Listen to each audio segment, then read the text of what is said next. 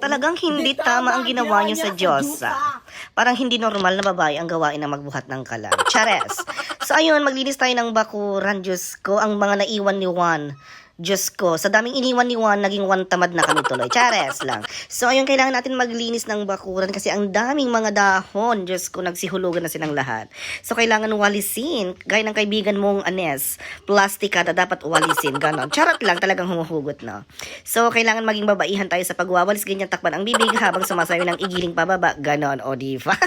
Para hindi natin alintana ang pagod. Ayan na tuloy. Binuhat ko na ang kalan. Nakakaloka.